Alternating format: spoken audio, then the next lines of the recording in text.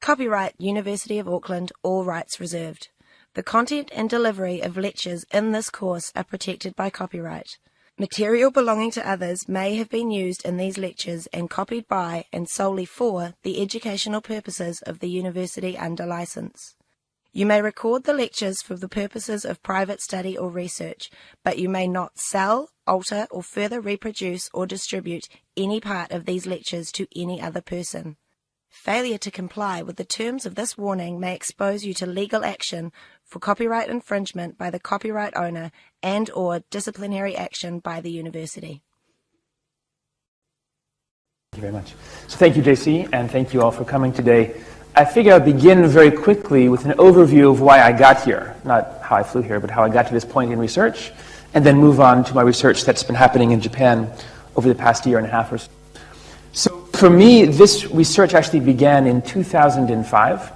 My family and I had moved down to New Orleans, Louisiana in July of 2005, and we had 6 very good weeks in New Orleans until Hurricane Katrina came. And upon the arrival of Hurricane Katrina and the failure of the levees, our home and most homes in New Orleans, 80%, were flooded. Our house had about 2.5 meters of water. And in the time that followed, since I had no work at that point and no school for my kids, I had a lot of time to think about this question of resilience. What does it mean to bounce back after a disaster? And Rick Wheel and I began putting together the data you see on the board right now. And this is a map of New Orleans. Of course, it's got geographical information. At the north, we have Lake Pontchartrain. At the south, that blue is the Oxbow River of the Mississippi. We also have individual interviews that we did with around 1,000 people across the city. And for every vertical door we could find, we knocked on the door several times. And if someone came to the door, we asked them a lot of questions. One of them was, on a scale of 1 to 5, how has recovery gone to you? 1 was a red dot, 3, as you can see, was yellow, and 5 was green. And then we overlaid those dots with a map of how deep the water was in each of these locations. And you can see at the bottom of the map, this is the highest ground. The whitish areas have less than half a meter of water.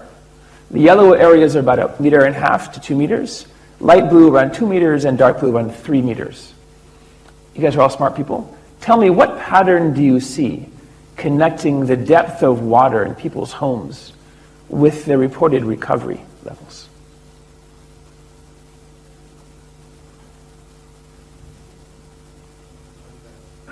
None? Not much. So I expected that we'd find the darker blue areas would all be red and orange, and the lighter white and yellow areas would all be green, or at least orange. But the reality is that wasn't the case. In fact, if you look closely, there are huge clusters of people up in the northeast quadrant there. Everyone that we talked to was basically a green, a solid 5, even though they had over 2.5 meters of water in their homes. In contrast, we had a number of families, even in very, very what we consider to be light damage areas, that told us that things were not going very well for them. So let me ask another question. If someone said to you, based on this map, taken about 1.5 years after the disaster, how is New Orleans recovering from disaster? What would you tell them?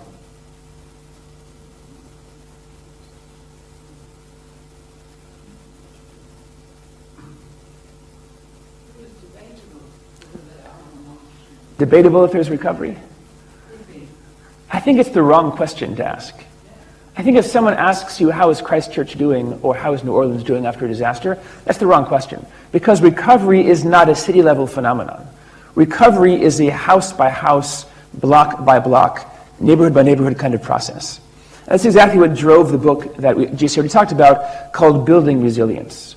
And that book takes 4 mega disasters, each of which killed at least 1,000 people and had over $1 billion in damage, and traces at the micro level, at the zip code level, or the block level, or the census level, how did recovery go? That's how I got to where I am today. Now, I want to talk about 3.5 years, almost 4.5 years ago now, the March 11th, 2011 disaster in Japan. I'm sure you all know that on that day, around 2:45 p.m., on a Friday afternoon as kids are getting out of school, there was a massive 9.0 earthquake off Japan's shore. Now, 9.0 is powerful enough. From outer space, if you're watching the Earth would have jumped for that moment. 9.0. And that earthquake itself did not do much damage to the cities and buildings on shore, like you guys in New Zealand, very good building codes there. But what happened was several massive tsunami, as high as 20 meters, were created. They rushed ashore around 40 miles per hour, and those took over 20,000 lives along the coast. I don't have time today to talk about what happened at the Fukushima Daiichi nuclear power plant. That's a separate book, but that's perhaps a conversation to have afterwards over grapes. But more importantly for me is this question of the tsunami and what happened. Now you've all seen images like this. This image actually is quite misleading, because the bump that you see the water pouring over, that's a 9-meter seawall. That's a 9-meter seawall that's being overtopped right now. And if you could look back on our left here, inland, there are houses less than 15 meters away. So we had 20,000 casualties from this tsunami on March 11th. But the interesting thing for us was that the distribution of deaths across those coastal communities was very uneven. In some communities, we had no deaths whatsoever. In others, we had 1%, 2%, 5%, 9%. In some communities, 1 in 10 people, 1 in 9 people were killed by the tsunami. So as a social scientist and a resident of the coastal community, I wanted to know, why was it that some communities had no deaths and others lost 1/10 of the population to that disaster? By the way, what might explain that? What might drive mortality during a tsunami? Readiness. Okay, so we like to imagine that if we have more drills, more practice sessions, better warning systems, things will be better. Great, so you have markers up in the hills at the shrines that show you how far you should have built. But of course, most of these communities built well beneath those markers. So from policies set for local authorities? Good, so maybe some local communities have better preparation, better training, better broadcasting systems. Could it be because the time of day wasn't where people were completing the type of jobs they had? Good, fishermen are more likely to be on the coast, canning jobs involved in fishing also closer, people in school further away. How about a few geographers in the room? What might determine tsunami mortality rates? How about how tall the tsunami was? Right? In each village, that height was quite different. So we began with this question, well, maybe it's something very simple. Maybe it's a question of how powerful that disaster was when it came ashore. So this x-axis, the bottom axis here, this is how tall the tsunami was, between 0 and 20 meters. And the y-axis, the vertical axis, that's the proportion of people living in that town that were killed by the tsunami. Now, you guys are all smart. If there were a perfect relationship between tsunami height and mortality, what kind of line would we see? Like a 45-degree line, right? We kind of see that, right? You can see the hints of that. But we also have lots of outliers. Let's take a few examples. The village of Tanohata had a 19-meter tsunami. That's, what, 6 stories? But only 2% of the population there was killed. In contrast, in Higashi Matsushima, right above my hand here, they only had a 3-meter tsunami. The same proportion of people were killed there. Look up to Onagawa, because in Takata, Otsuchi. Those communities had relatively short tsunamis, only around 13 meters. Those communities lost 11% of their population. And look at Rifu and Natori. These communities only had 3-meter tsunamis, but they lost also 1/10 of the population. So we can see there's some connection, perhaps, between the physical strength of the event and mortality, but that's not the whole story. So what might explain differences in mortality among these communities? I was very lucky, I had a year in Japan over the last year and a half to ask this question of people who live in these communities, and they really have 5 different theories. Now, the first theory we see already comes from this question of how tall the tsunami was. We discussed that already. But if you're a cynic like me, or a political scientist, you can imagine that somehow maybe politics could play a role. How could politics play a role in mortality? Well, you could imagine that perhaps if your community on the coast supported the long-ruling LDP, Liberal Democratic Party, maybe sometime over time you'd be giving more money or more support for those kind of training programs, better warning systems. They could be. Now, my friends at Purdue, where I used to teach, they're mostly engineers, and they by and large lack imagination. So in their perspective, what really matters isn't politics or the height of the wave. What really matters is how much concrete did you pour between your village and the ocean. So they would say, look, it doesn't matter about politics. What matters is, was it a 10-meter tsunami and a 15-meter protective wall? Was it a 5-meter tsunami and a 2-meter wave? What really matters there is protection. How much concrete was there? How tall were the seawalls? My friends who are demographers, though, say what really matters is demographics. People who are elderly or very, very young, they're the most vulnerable populations. We know this from the 2004 Indian Ocean tsunami. People who are older or younger tended to die at higher rates. So what they would say was the village makeup really matters. Is it an older village or a younger one? I want to slip in one possible theory that I'm partial to myself. And this is the concept of social capital. Social capital is a very fancy way of saying the ties that connect us to other people. And there are different types of ties. We have what we call bonding, bridging, and linking ties. Bonding ties connect people who are quite similar. So for example, if you're a middle-aged white person teaching it here in Auckland, probably most of your friends are middle-aged white people in Auckland. Now, if in contrast, you're a Patinavar fishing caste member in Tamil Nadu in India, probably most of your friends are also fishermen there in India. That's bonding social capital. It means people who are similar tend to glom together. But we also have something called bridging social capital. Bridging social capital connects people who are different, but they share an interest. They share an institution. Maybe your kids go to the same public school or the same kindergarten. Maybe you like bocce ball or opera. Maybe you work for the same institution, the same company. Through those kind of bridging connections, you might form a tie beyond ethnicity, race, religion, and so forth. The final type of connection is vertical. Linking social capital connects you or me as normal people to someone in positions of authority or power. Maybe in America you know the mayor of a city, or FEMA, or Red Cross. Maybe here in New Zealand you know the Prime Minister's office or someone in the mayor's office.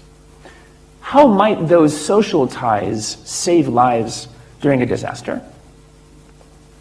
We know that between the shaking of the ground and the arrival of the tsunami, people had 40 minutes on average, 40 minutes, to get out of their homes and businesses and go to higher ground. Now, 40 minutes is plenty of time if you're young and able-bodied. But if you're elderly, if you're infirm, if you're in a bed or a hospital, 40 minutes wasn't enough time. In the interviews that we did, people often told us, do you know who saved our lives? It was our neighbors, our friends, family members who came to get us. Now, the interesting thing in Japan is that goes against their training. The training in Japan is called tendenko, which means get out by yourself. If you stop and knock on someone's door and say, Mrs. Smith, Mrs. Tanaka, it's time to go, and you help them get out of that building, then you're going against the training that you got as a child. Now, everyone that we talked to over the age of 65 said they had someone helping them. We call this informal insurance or mutual aid. Now, in order for you to go help someone else, you have to have three things. One, you've got to know that there is someone else to help.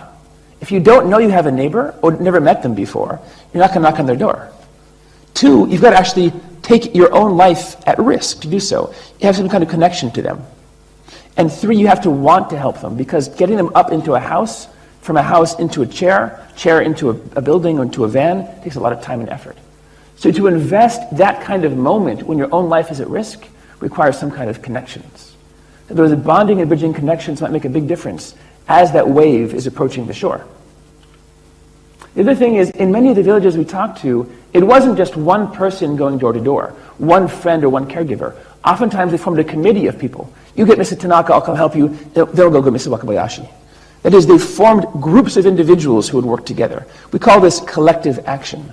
Collective action is pretty hard when you know that there's a possible tsunami arriving. You have to have some kind of emotional or spiritual connection to someone else. You need to have those bonds in place. So it's possible, if you have these kind of horizontal bonds, collective action, and also informal insurance, maybe that will save some lives. Let's see which of these theories works pretty well. Now, we collected data on a number of different factors in these 140 communities along the coast.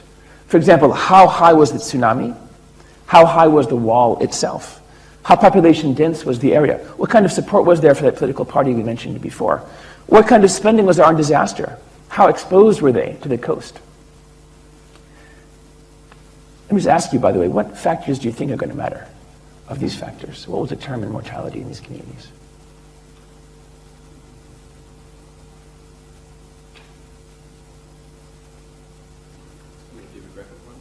Demographics, okay, so the age of the people. single-family households, so people who don't have those connections nearby. Any other thoughts? What might determine mortality? Okay, let's find out. So this is the eye test. If you can read this, you don't need glasses. This is basically just to try to show that we took very seriously the concept that there are different ways to analyze the data. So we ran 5 different types of models. If you're quantum, I'll tell you right now, OLS regression doesn't capture a bounded dependent variable, right? It's between 0 and 100. We had to use other methods, non-linear methods, like a GLM, which is a non-linear model, a beta inflation, and a toy bit. These are all different ways of capturing this question of what happens. But what's important is, in all the models that we ran, only 2 factors were important in all of them. The first was how tall that tsunami was. We mentioned before, the very first slide, this question of height. Now, it's a pretty straightforward relationship. In a community that had no tsunami whatsoever, holding everything else constant, we expect no casualties. And as the tsunami height rises, we expect it to rise perhaps to a maximum of around 5 or 6%. The solid black line is a prediction, and the blue space is the confidence interval around how sure are we of those predictions. What wasn't so intuitive to us, though, was that our measurement of social cohesion, our measurement of social capital, also played a difference in saving lives.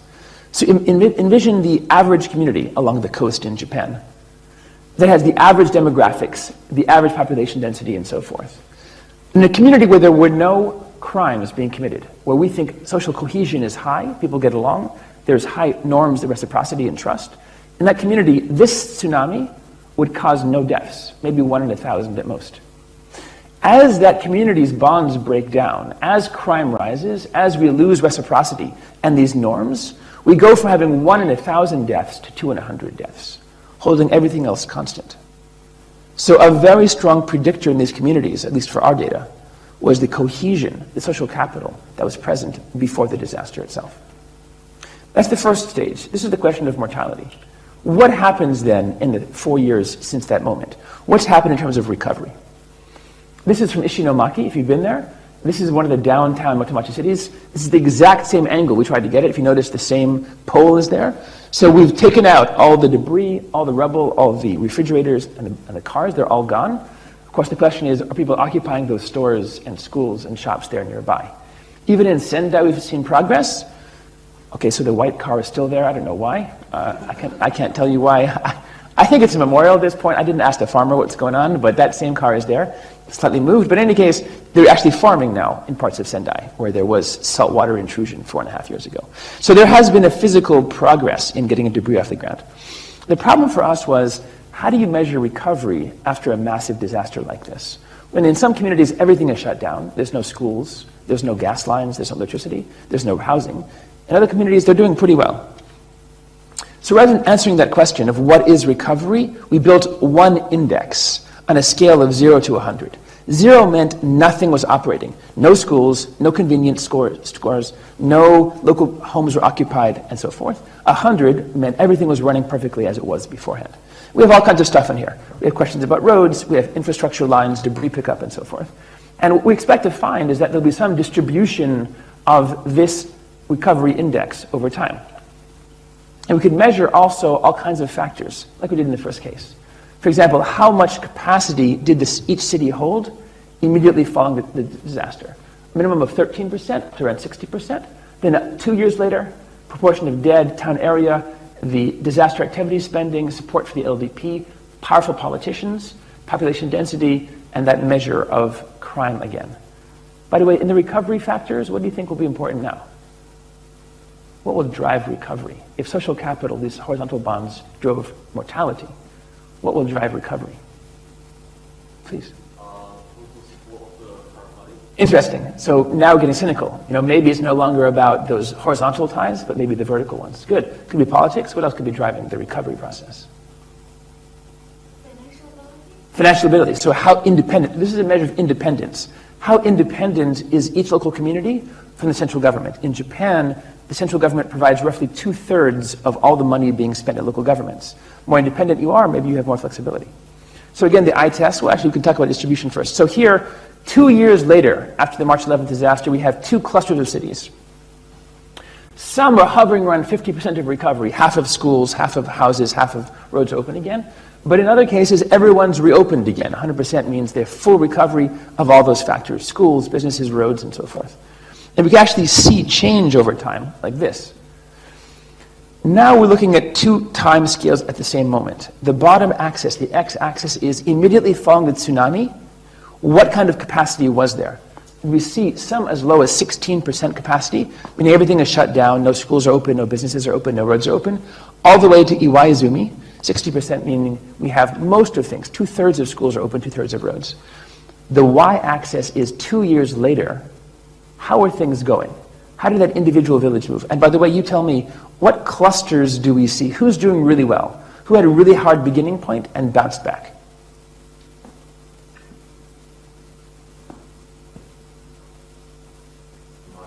Yamada, very good. So if you look at Yamada, the dot above my hand here, they began at around 16%, meaning almost everything was shut down. And 2 years later, they're at 80%. That's a fantastic shine of resilience there. Good. Who is kind of a laggard for recovery? Who's not doing so well? There's more than one of them, right? Where's the cluster of laggards in this scale? Yeah. This area here, right above my hand. These guys are kind of laggards, right? They had a lot of damage, 30 to 40% capacity initially, but they're stuck right at around 2/3 now 2 years later. Good. And who did really well? Who's completely back to full capacity?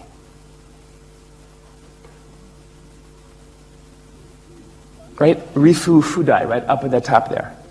So let's figure out, again, we have the eye test, but again, what matters here is the interesting following. Of all the factors that drive recovery, only one was consistently important: political connections.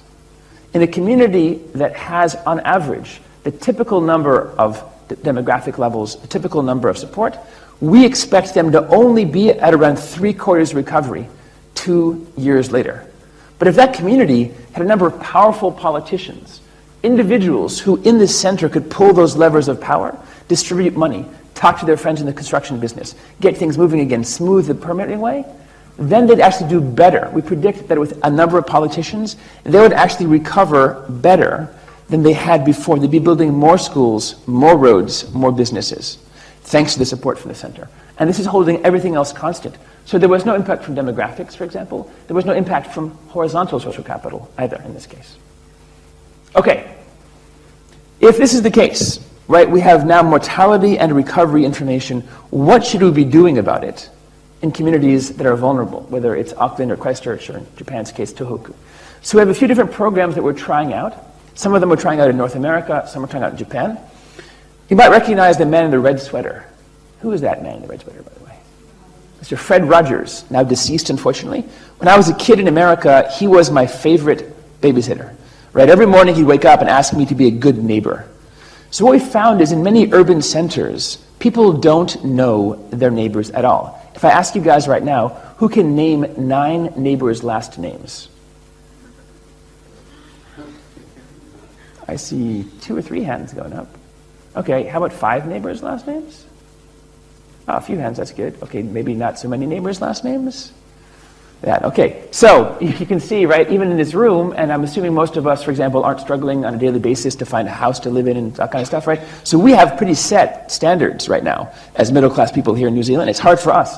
So what we found is, all across Japan and America as well, most of us in urban centers don't know our neighbors. But those neighbors are the first responders. If there's an earthquake or tsunami, it will be days before civil defense get here. It will be days or weeks before food arrives. Right? In New Orleans, for example, it was 2 weeks before people had food and water from the central government. 2 weeks. So in that meantime, what are you doing to survive? It's your friends, it's your neighbors, people who live nearby. So what we're doing in these communities is encourage people to get to know their neighbors. Get out there, get to know them. They need a wheelchair if something goes wrong. Do they have a pet? Do they have diabetes medicines? What things do they need to survive? That's the first stage. The next image over from Mr. Rogers comes from Indiana, where I used to live. So this is kind of a slow party for you guys, perhaps. This is an image of a block party. A block party means you close off the street to traffic. You bring in your barbecue. You bring out your soccer ball or your football, whatever you guys call it here. And you do those things that have you relax with. So a block party is a way of building those bonding and bridging at a larger scale. Not just your neighbors now, but the whole community. Now in Japan it could be a matsuri, it could be a festival. Maybe in India it might be a wedding or a funeral. Here in New Zealand maybe it'll be a soccer game or some kind of outdoor festival. Whatever the local connections you build through a thing, that's what you want to do. So individual connections first, neighbors, and then a broader neighborhood after that. That third image comes from the questions of urban design and city planning. We know that the physical structure, the physical layout of our lives strongly determines the kind of connections that we have. For many of us living in large-scale high-rises, for example, the reason that we don't know our neighbors is because we have no shared space. Right? Maybe you see them when you're getting the garbage outside or picking up your mail, right? But we can design better locations that encourage interaction. This means we design houses, for example, with on-street parking, no garages underground. Why? Because when you come home at the end of the day with your bag of groceries and you drive into your driveway and the garage door closes, you see nobody. But if you park on the street and you walk in and there's someone sitting on the porch, hi, Mrs. Smith, how are things? You have that conversation, right? Or your kids play outside in the street. Those shared play spaces, those shared eating and talking spaces, that's how we can build connections, even in urban centers. So right now in Japan, we're designing even the areas for short-term housing for survivors with this concept of interactions in mind. By the way, some people go even further. They build shared cooperative housing. If you have a shared kitchen, for example, you have private sleeping spaces, but shared living spaces. Two more approaches we're trying. The bottom left here is what we call the focus group approach. Some of my colleagues back in the late 1990s began going around the world and seeing, is it possible to build trust and connections through regular meetings? What we found is the following.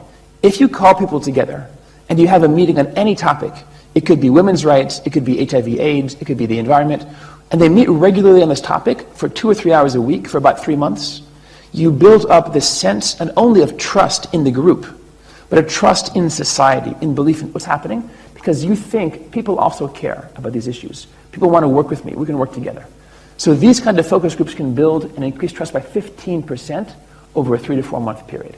A regular meeting, it could be zoning, it could be discussions of long-term planning, it could even be disaster recovery planning.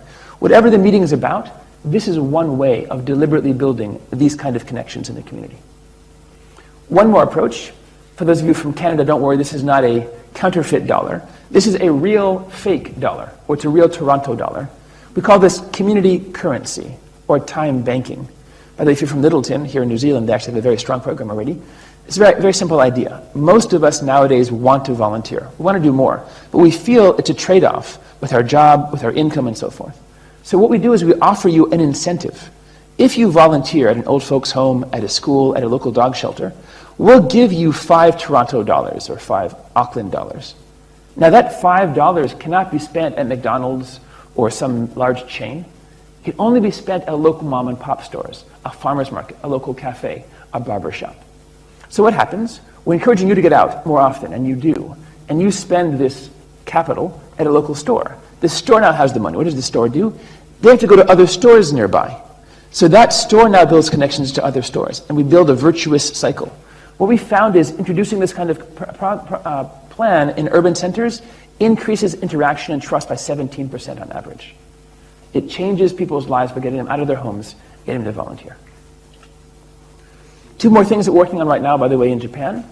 One is an actual site in Ibasho, where we're trying to actually measure what happens to people in these kind of programs. We just published our first World Bank paper about 2 weeks ago. It's out there on the web if you want to find it. It's called Elders Lead the Way. And the idea is very simple. We believe that you can design a space that will bring in the young, the middle-aged, and the old, and they'll build those connections through things like a cafe, a library, a homework corner, a school area. What we're doing is deliberately building these bonds and measuring changes over time. We're also following a group of evacuees from Fukushima. It's been almost 4.5 years now. Some of them may never go back to their homes. But we're seeing to what degree do social connections and social capital ameliorate the negative impact of anxiety about radiation and anxiety about the future. We have a paper coming out, hopefully, from the Lancet pretty soon. Okay, what are some broader things to talk about? So first of all, I've argued today that both during the mortality phase, that is, during the event itself, and in the recovery phase, physical infrastructure by itself, the seawall height, had no measurable impact. But the vast majority of spending that we do around the world, whether it's in Japan or New Zealand or America, is on physical infrastructure changes, upgrading buildings, building stronger bridges and seawalls and so forth. But the reality is, I'm going to argue that what has been driving the processes of resilience have come from social connections and social infrastructure. The challenge for us is to convince decision makers to think, what can they do in their community? What local programs will fit into their city that will help advance these kind of social connections? Now, I've also argued that we can capture these kind of connections just like we capture per capita GDP or quality of life, also very vague concepts. Are you wealthy? Are you happy? We can capture those quantitatively. We can also capture these questions of connections as well. If that's true, then we can measure what kind of changes do our programs have on those attributes. And finally, I'm going to argue that our job then, as both scholars and residents, is to think through what are we doing in our community in the long and the short term to ensure that when that big disaster comes, we've built up those connections to neighbors, built up those connections to NGOs and to nonprofit groups, and also work to build more broadly social resilience. Thank you very much.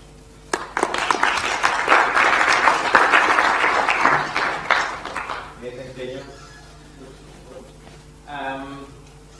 Fascinating talk, fascinating data set, and I think it was a very compelling argument to push for what we usually call community-based disaster risk action in the NGO world, and to expand that to the wealthy countries where it still struggles to actually spread out. So it's a very compelling argument. So now we've got heaps of time to actually entertain questions and debate if you want. We've got an hour, so the floor is yours now for questions, comments, suggestions. I don't think the mic is... Also a sweet spot in population density. That's a good question. We didn't find any threshold moment where being too dense or being less dense made a difference, at least in these two measures. Some have argued, H-A-Q-U-E has argued, in fact, that there is a sweet spot, right? That you have a certain density in terms of interactions. What I think is happening is that in the very, very urban areas, because the connections are relatively weak, in contrast to very, let's say, sparse areas and rural areas where there's more density, I think you have sort of a trade-off there. That there's no sweet spot because there's negatives on both sides. Farmers and fishermen in these communities may have better ties, but there are few of them in connections, in contrast to, let's say, white-collar workers in a city who have fewer ties, but there are many more of them. So we didn't really find that interaction happening. I think it'd be an interesting project to investigate, are there differences in rural and urban? We thought we'd find, for example, that the urban areas would be completely unconnected. That wasn't the case. There was variation even in a city itself, neighborhood by neighborhood. So one neighborhood may be really lively and exciting and going on, and the other neighborhood may be people are shutting down, going inside their homes, there's more crime, they don't go out as much, they're afraid to go out after dark, those kind of two different areas. So I think there's variation even in an urban area, which probably is much more dense than the typical rural ones. Please. Were you already in this line of work, or did Hurricane Katrina really changed what I was doing. Actually, my first book project was on nuclear power in Japan. And I mentioned in that very first slide, it's one of those weird things that happens to people over their career. So my very first field work in Japan back in the early 2000s, I spent about a year and a half in the field in Japan in the city that had the nuclear meltdowns, actually. These cities are called Futaba and Okuma. So back in 2001 and 2002, I spent a year there doing research on nuclear power in Japan. So this project right now has brought together, unfortunately, my first strand of research and this one, which was to what degree do the social connections make a difference in the process of recovery. And of course, you can imagine that the people that I knew in Futaba, they've all left. Those cities are now no-go zones for pretty much anyone. So it's changed a lot, but it's been a tragic way to sort of see what's happening to a village that had nuclear power, and then it went wrong. Thanks, Daniel.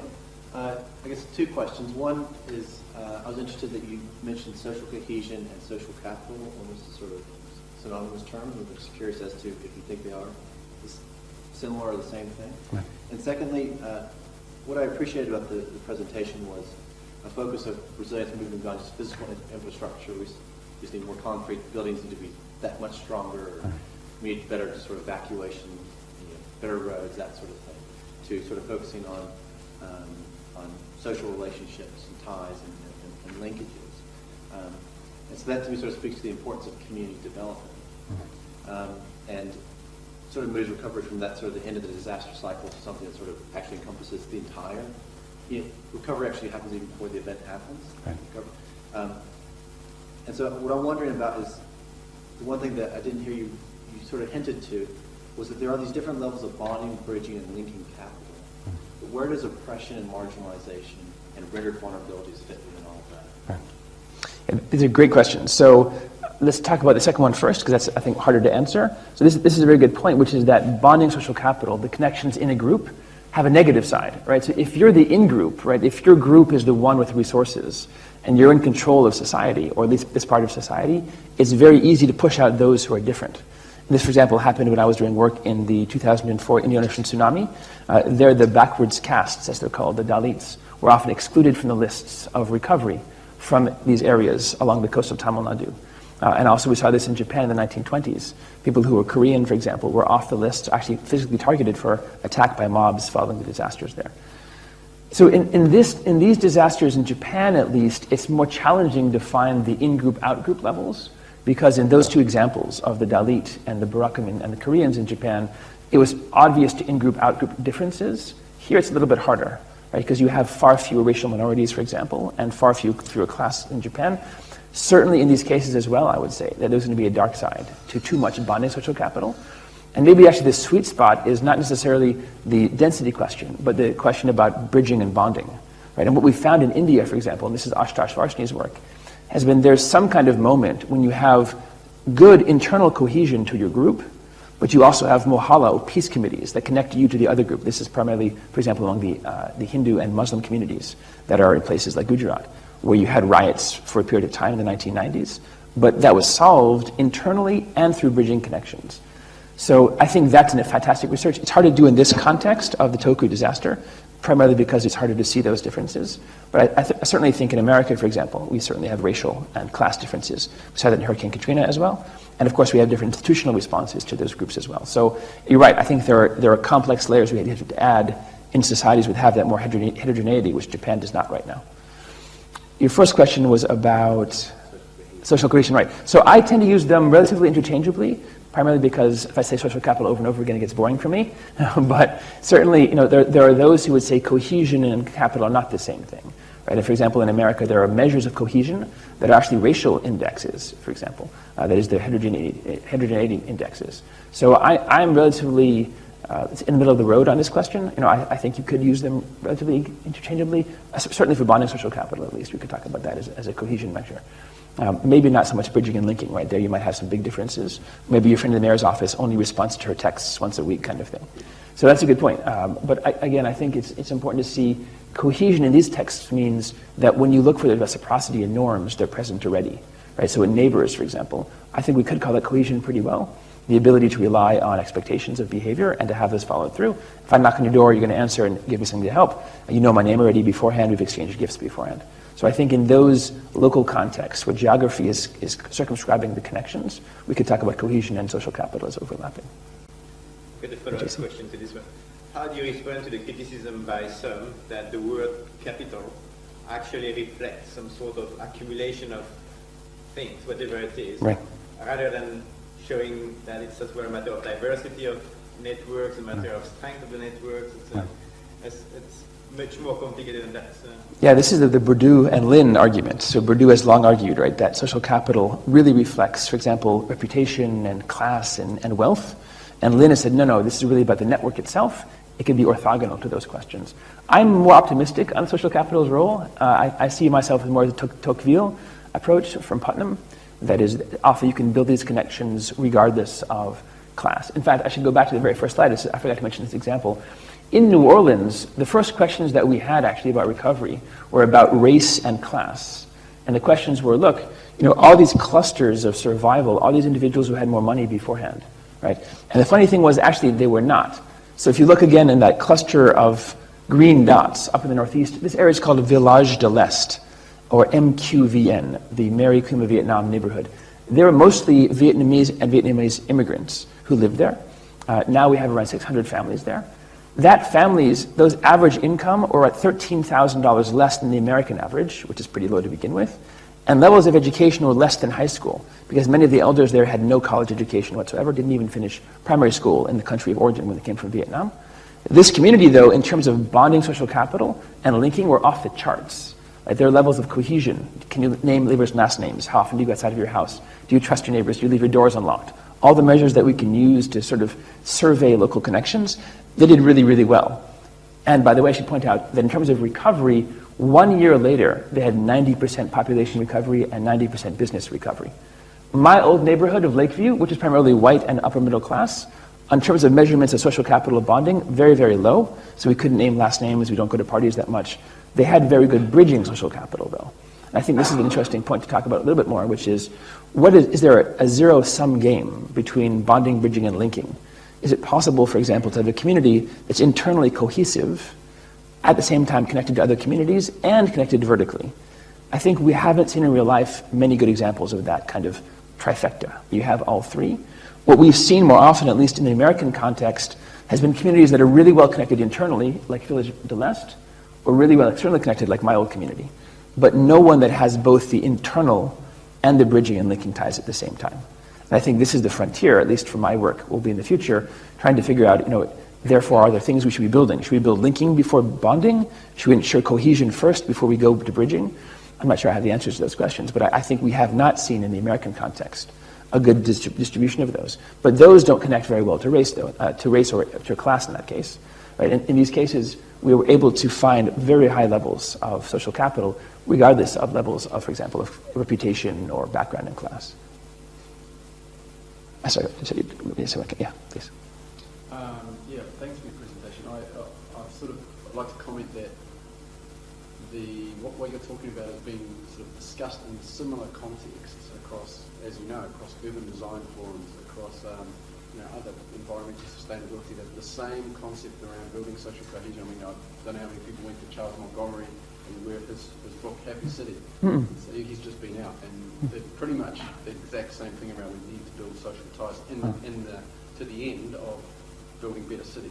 And I guess it's something that's very difficult, and we're struggling with that in Auckland. And I wonder how much your work's looked at what are the root causes of those things. Yes, we can talk about building bondage, building better bonds, linkages, etc. But what are those root causes that are not enabling that to happen? Right. And what are the roles of local government and central government in that response? But in our context in Auckland, I think the relationship between communities and local government is broken. And there's all these reasons why that might be. But what are those root causes that will enable this to happen?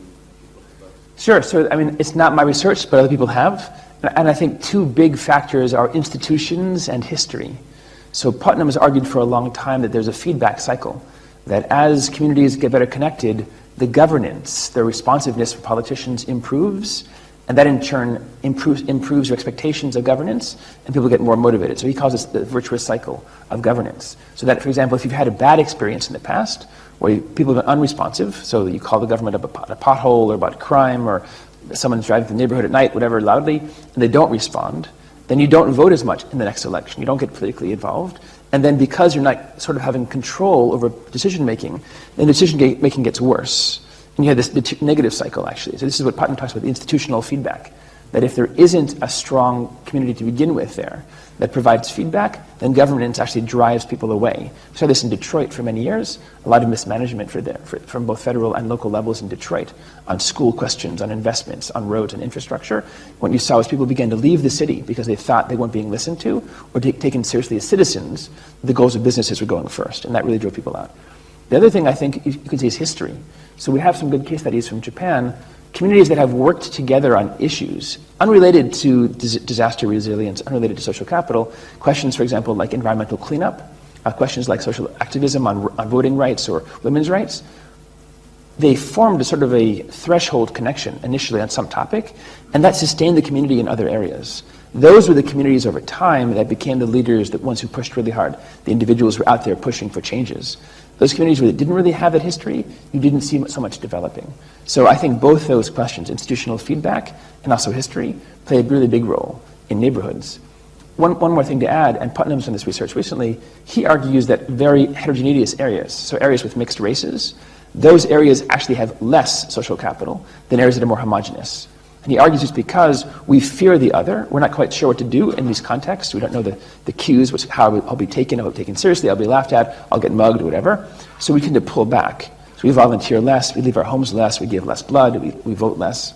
And then again, we have that negative cycle where I don't go out as much, maybe a gang takes over nearby, or bad governance takes over nearby, and then that pushes me further inside. So Putnam says this is kind of a cycle in these cases, where you have this interaction between choices made by individuals, but institutional outcomes as well.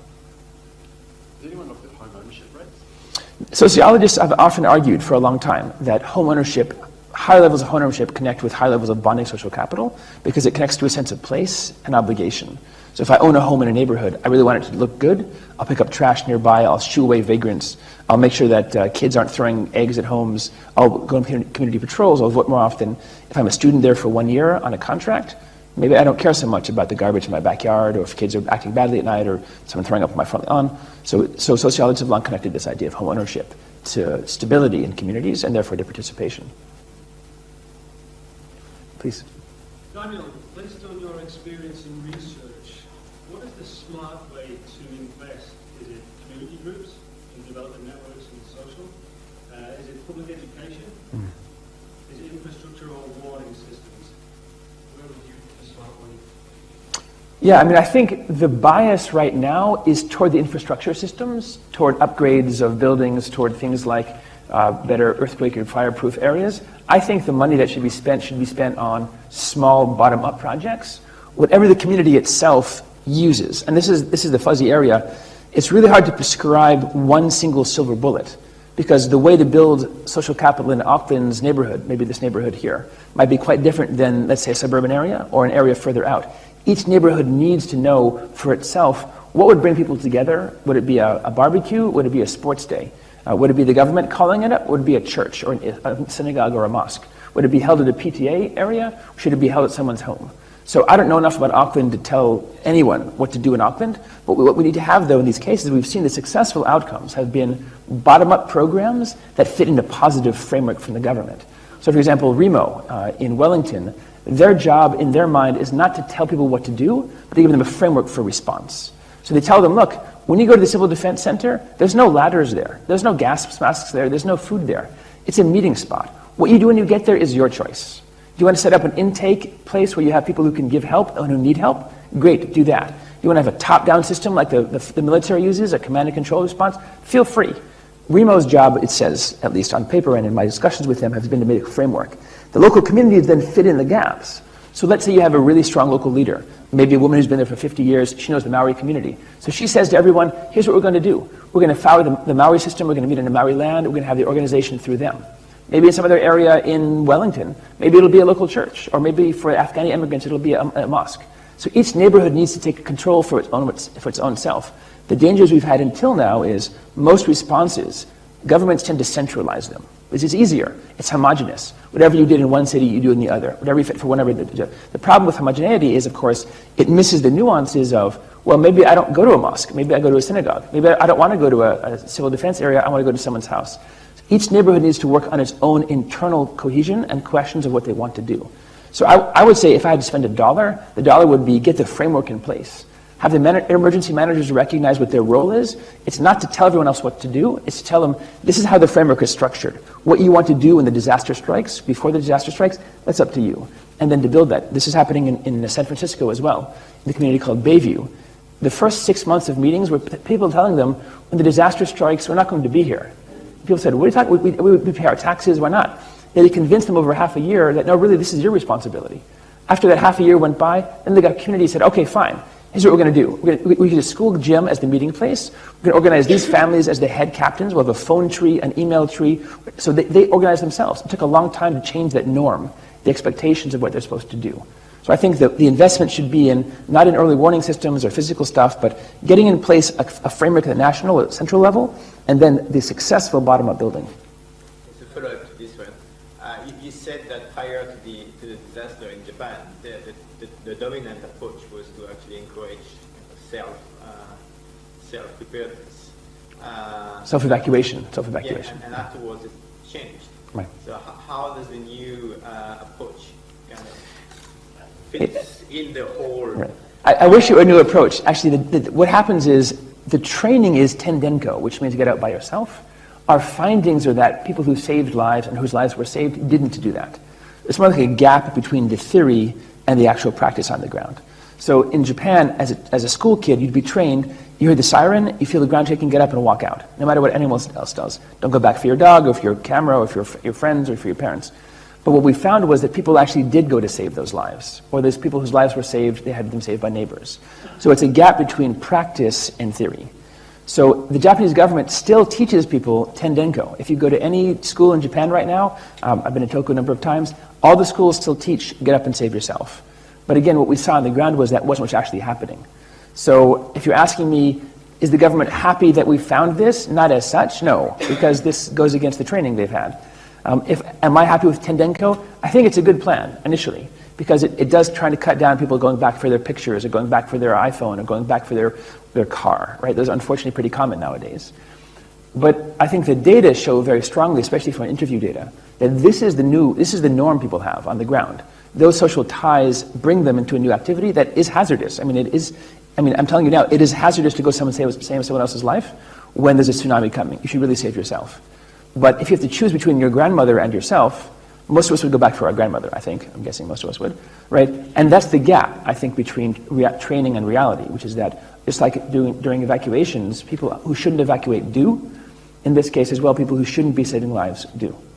Does this mean that there's a kind of divide between sort of mainstreaming DRR within land use planning, as you said, about this case, the top left, right, and the short-term preparedness thing, which is still top down? Yes, absolutely. And I think throughout, certainly Japan's experience, since 1995, every impulse of the central government has been decentralized, to make it homogeneous, to make it regular across areas. There's no differences in the way you allow for financing, for example. No local bonds are allowed. The ways you allow for planning and development. No local school systems can develop their own autonomous ways. And the ways you respond to local demands, which is, we have a framework in place, you have to stick with it. So yes, Japan's government, maybe not like New Zealand's, is a top-down, centralized command and control economy, command and control response. Of course, FEMA also has had this in place, right? FEMA came out of the disaster response and civil defense traditions in America in the 1940s, also for many years had a top-down response. And I think, again, what we're seeing is the gap between practice and theory. Please. Thank you. I've got a question mostly focused on recovery, but also on response. You've focused on the sort of neighbourhood bonding social capital. And I'm wondering if you've got any comment on how that concept, as you drive up through the city and the region and even national, the sort of social bonding between key decision makers can contribute. This is a great question. I don't think I know the answer to that question. I think there has been some research on how connections among decision makers makes a difference. T. Boyne from Netherlands and a few of the people from there have done a lot of work on this question of how do elites then function during a disaster. There's a lot of negative research that you can find, for example, called elite panic, which often shows that when a disaster strikes, it's people who are at the top who envision the worst about those at the bottom, and therefore tend to respond with a military-type strategy, like in Katrina, for example, and also in some degree in Haiti as well. So I think there's a lot of research on that question. The challenge is that I don't think you can scale up this kind of research to say, for example, is country X or is region X resilient? Or how will it recover after disaster? I think that's almost impossible to tell. What I could tell you with accuracy would be, how will neighborhood X do afterwards? The question would be then, how do the civil responders and the disaster managers at the top handle those differences among communities? Maybe a good start would be for them to recognize the variations going to happen. Some communities will be on their feet and back up it again, and some will not be.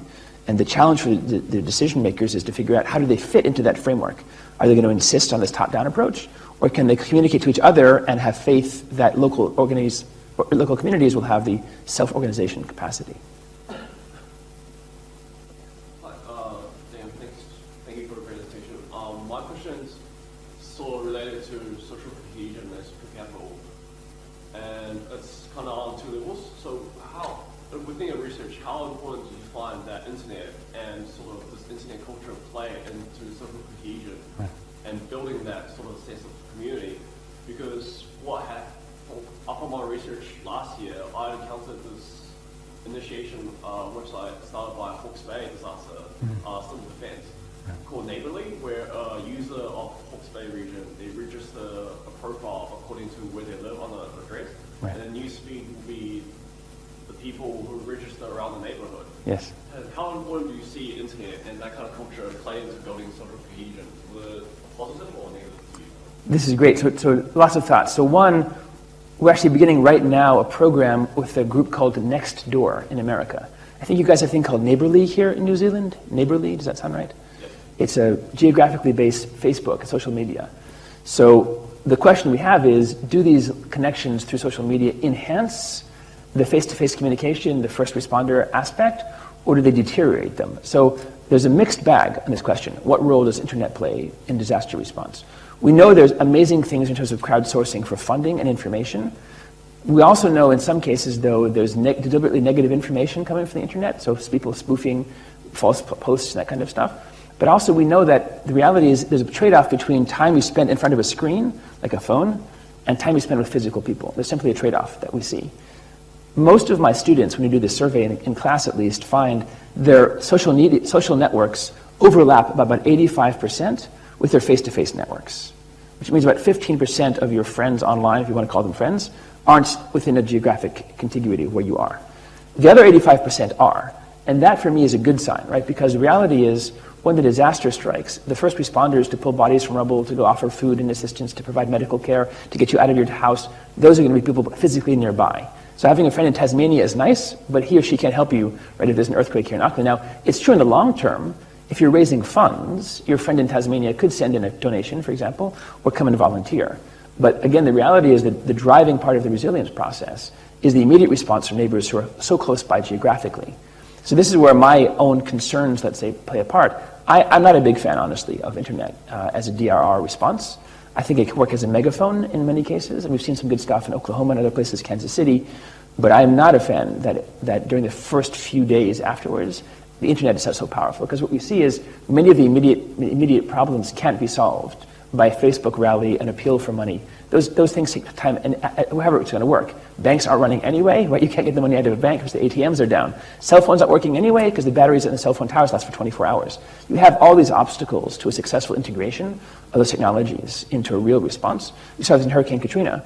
A lot of organizations had cell phone-based responses, which is a great plan if cell phones are still working. But in New Orleans, we discovered that the average American cell phone tower batteries last for 24 hours. So that's great for the first 23 hours, and then you're in problem after that. So, I'm not against using this in a smart way, but I think we need a lot more research to figure out what happens. Now, in the case of the geographically enabled, like a Neighborly or a Facebook or the thing that you mentioned, right, that Bay thing, I think that has a lot of potential, right? Because then again, you're speaking with people who live right nearby. So if there's a crime wave, this is the day we're doing now, if there's a crime wave in your neighborhood, how do you respond as a neighborhood? Community watches, more patrols, you have more lights installed and so forth. Those are immediate local responses, as opposed to, let's say, send us $5 because we need to crowdsource the funding for our new, community cruiser. So I think those kind of responses that are combining geographic contiguity and also internet connections, I think that's possible to help out. Just a quick follow-up. So in terms of more urban dense areas, a lot of comments, this most likely will be sort of, I like to hate these term class, but sort of across a huge diverse people, especially say in Auckland, it's a multicultural country. Right. And how important do you see things like Neighborly that can sort of create a bridge between those classes of people and then break it down the barrier between them where they might not talk, right? Talk face to face in real life. This is the challenge. I think there's no panacea to get people out of their homes in many cases or off their screens. So I walked by, for example, an internet cafe yesterday, and I saw some hardcore gamers in there playing World of Warcraft, whatever. I can't imagine that those individuals would be any more connected with the internet on or off. Right? They have a culture they've built together online, and I'm not sure we can necessarily pull them out of that culture and say, okay, meet your neighbor on your left, here's your neighbor on your right, here's your new plot captain. I think what we can do is we can find those individuals already on the margin, right? And this is happening in San Francisco, where they have a block captain, and his or her job is to go to every house and every apartment in their block and build up a local database.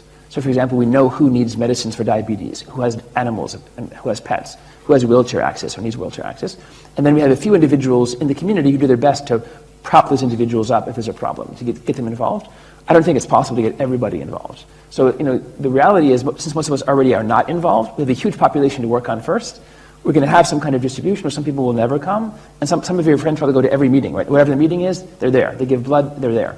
Some people, on the other hand, will never go up, no matter what you ask them to do. So we have to work with the middle ground, where they would get involved, maybe they're hesitant, they're concerned about social cues, they don't know people very well, they're newcomers, they're only here for a year. So for that population, maybe we have more space to work and actually get them to engage in a face-to-face collaboration. Please. Can we learn from, so how robust is the framework of social capital in terms of the international scale? So can we learn from, like, say, collectivist cultures incorporated into this? Because by definition, they could have more social capital by what social capital you would outline. Yeah, it does. And this is the question I get a lot, which is, well, you're working in Japan, right? Can you really take the examples from Japan anywhere else? So the interesting thing is the following. Even in Japan, there's massive variation from block to block, neighborhood to neighborhood. So for example, in Japan, I live in Tokyo now, so in Sangenjaya in Japan versus Shirokane, these are very different cultures of self-help and involvement. Some people know their neighbors, some people don't. So even in collectivist cultures where there is, let's say, a higher level of interest in the group than, let's say, America, nonetheless, I think we see enough variation to find that this works even there. And of course, all the more so in cultures like America, where we already have a relatively individualistic culture, which isn't based, by and large, on group membership, right, as a way of cooperation. So I think that's one thing. So yes. Then the other question is, can we learn from them? Absolutely. I mean, some cultures have done a great job of working together really well. Again, I mentioned the Vietnamese community in New Orleans. They've been giving lectures and workshops, actually, on what they did in New Orleans following the disaster there in 2005. That community, Village de l'Est, Father Dien, a lot of people have taken them as a model. And it's funny enough, they're actually relatively social capital, right? They're a relatively connected community, but through a church, actually. So a lot of the churches in New Orleans now have been using Father Diem and MQVN as a model for what they can do. And of course, they're not Vietnamese, the other churches are not, but they're taking them as a model. So I think it's absolutely possible to learn across cultures and across institutions to see what have been the best practices. I think the danger right now is, because many of our responses are typically top-down and infrastructure-based, even the concept of integrating social capital just sounds too flimsy and ambiguous and like cotton candy. How do we really do this? How do we measure this? In Japan, it's funny. I'm talking to you from Japan's example. They're spending $2.1 billion right now on new seawalls. Our data from our research we just published showed those had no impact at all on mortality. Zero. No seawall that we could measure reduced mortality. But all the money being spent right now on disaster recovery processes, mitigation, it's all in seawalls. So here we have this huge gap between what we're finding empirically as social scientists and what's actually being done. So I think absolutely yes, we can learn from collectivist cultures. There's a lot of space to change policy areas. And of course, we can take best practices from individual examples.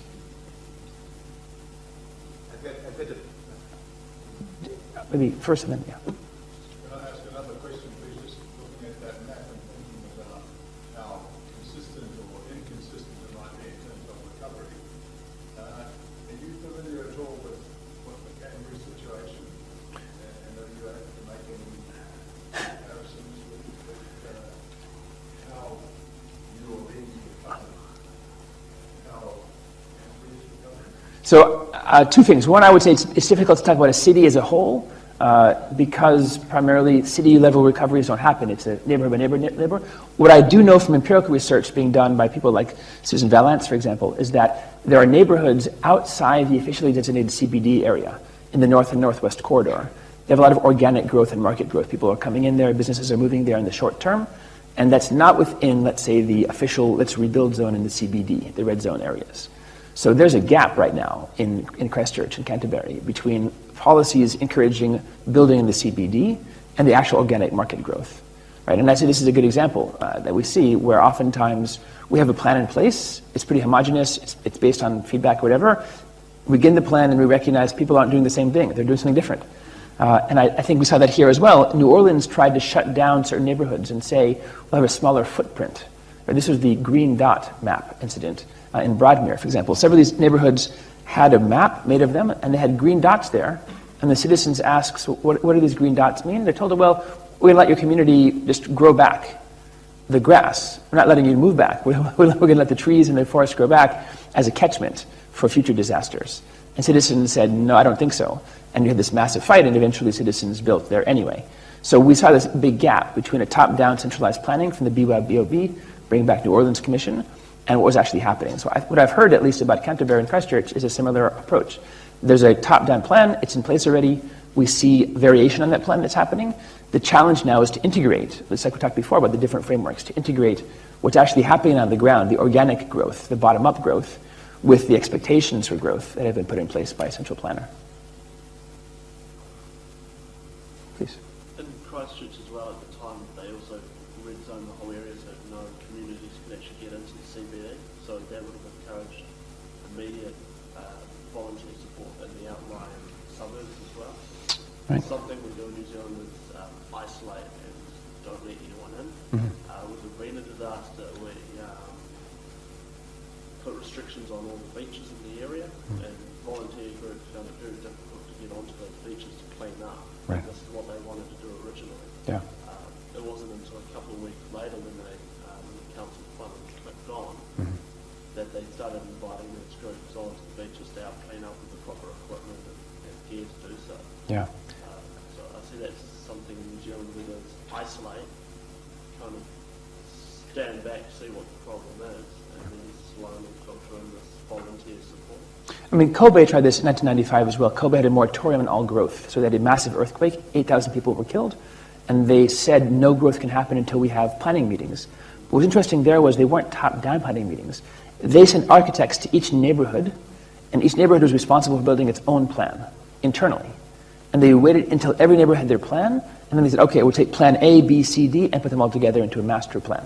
It took a lot more time than, for example, organic growth would have, or top-down approach, but then people were much more satisfied about being in that place and much more efficacious. They thought that their impact was being felt and being heard. That had a big difference in people coming back. What we're seeing right now in Tohoku, for example, is because of these top-down plans, building seawalls, relocating entire villages, the recovery rate is very slow. I didn't talk about population so much yet, but what we found is in some communities, fewer than 1 in 5 people want to come back at this point. It's been 4.5 years.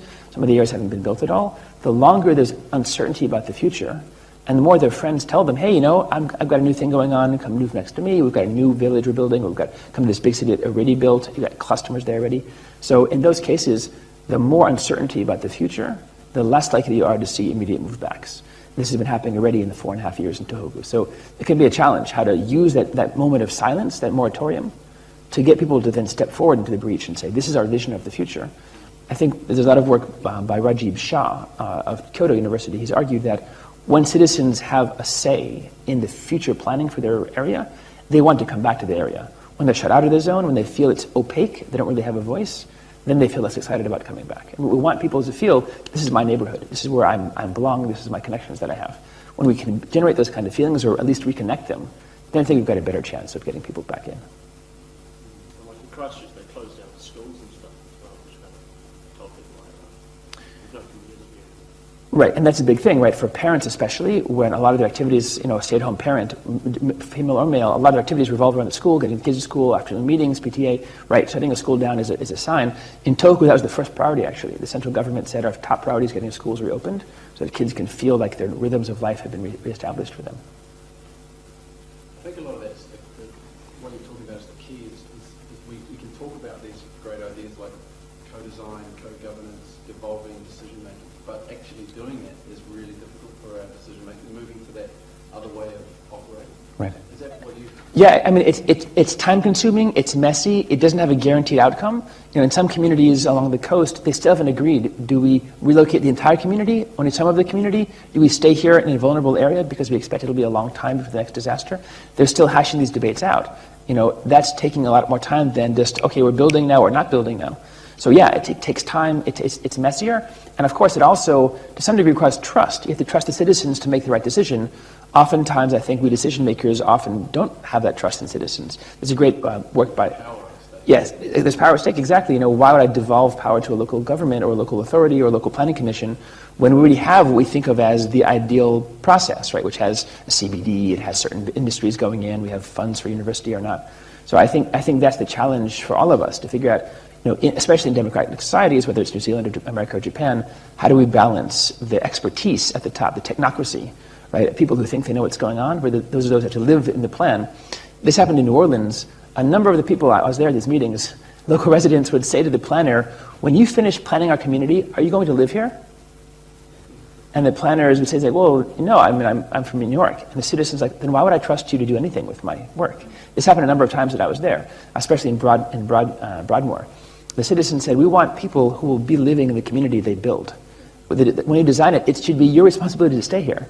So some of the smarter communities actually moved in. Some of the architects from New York literally bought a house in the community. That was one response. But other ones admitted that, you know, their job was to come in, do their job, and get out again. And that's the danger. We want to make sure that's the long term.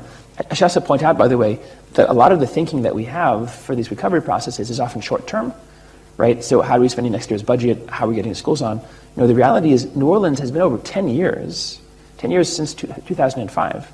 And most people would say there are still areas that are not yet recovered, a decade later, in a very, very wealthy country that certainly has had no shortages of planning and preparation and FEMA and Red Cross involvement. So, you know, we have to think about the recovery process not as a 1 year or 5 year process, but I think as a 10+ year process. We saw this also in the 1920s in Tokyo. The recovery of the city took over a decade before people could really say, yes, now the rhythms of life are reestablished, we have schools, businesses, and repopulation. It's not a 1 or 2 year process. And of course, political cycles often are 1 or 2 or 3 or 4 years, much shorter than the actual recovery cycle it is. So how do you sync, let's say, the political cycle of spending money, maybe in ways that don't necessarily help everyone but are visible, to the long-term planning, which doesn't have the sexy front-page headline qualities, but might be much more important for daily life. Maybe one more question? Yeah, changing topic, and this is the provocative question of someone who doesn't do quantitative research, but who was convinced by what you presented. But are you sure you haven't missed any important variables? Right. Yeah, this is a great thing. We're never sure. I mean, I think anyone who would tell you that they have it all is deluding themselves. We'll never really know how we do things. So what we try to do in this research was, let's say, triangulate. So do the interviews on the ground, talk to people who were there, measure what we can measure, see if it fits the stories that we have, and then go back and forth. So for us, it was really nice coming together when we had the narratives of people who survived and survivors who helped them, combined with the data that these seem to matter a lot. We could be missing something, right? Maybe we're missing education levels. Maybe we're missing long-term investments. That's true. And this is micro data, right? So we don't even know across Japan how different are these cities, for instance, on the west coast or the north. But I think the good thing for us is it's a mix of qualitative and quantitative research. So we can try and figure out, do we have the right narrative? Do we have the right things to measure? And then can we go back and forth between the two? So I would never be so as insane as to claim that this is the last word. I think what I always want to do is figure out what can we do for one step forward, and then how does that fit with the kind of data that we have on the ground? I think it's important to have that kind of quantitative kind of backup as well, because most of the evidence so far pushing for community-based kind of initiatives has been based on qualitative or participatory kind of approaches. So it's good to have something from a different perspective as well. I think merging with. Right. I think for us, I mean, the World Bank paper that we wrote is a really cool thing. We have 150 interviews with people involved in the project, plus overtime data analysis. And we can merge those really, really well. So the average person who comes to this meeting, here's what they're like. The person who doesn't come, here's what they're like. And here's the different narratives they have. And here's how we see this on the broader pattern scale. So I think that for us is a great model for social science research.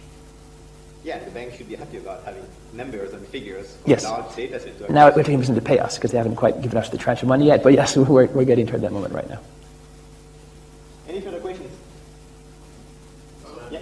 If I kind of missed this earlier, my apologies if I did, but how are you seeing, I guess, people's emotional state or maybe, I guess, level of depression and anxiety stress changing over time within like the first days? Right. Yeah, this is a great question. And this is the paper we have at the Lancet right now, which is tracking over time, especially people who've been through the nuclear disaster. How does their mental health status change? So it's a lot of bad news, actually. That paper is a lot of bad news, unfortunately.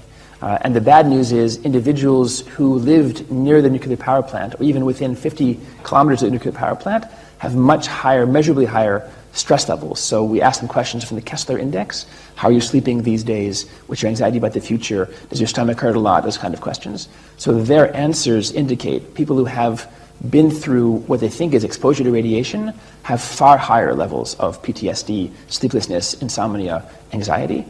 Individuals who just went through the disaster have lower but measurably higher levels than the average person, and then those have fluctuated over time.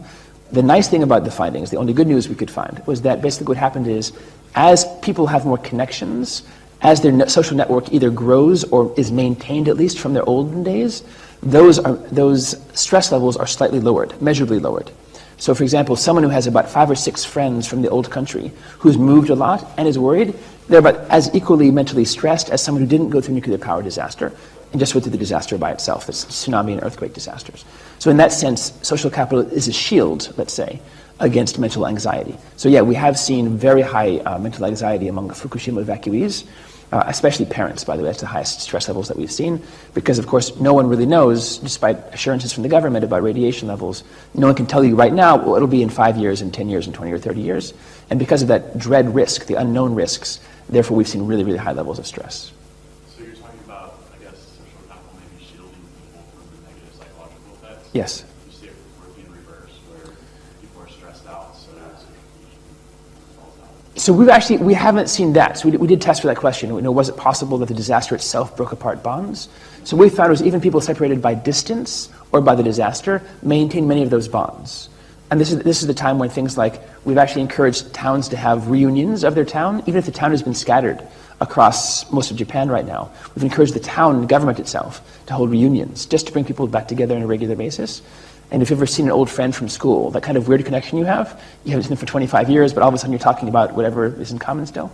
So we have found that the disaster itself didn't damage those. In fact, there's a book by Rebecca Solnit, S-O-L-N-I-T, called A Paradise Made in Hell. And she argues that actually these kind of disasters increase solidarity and cohesion.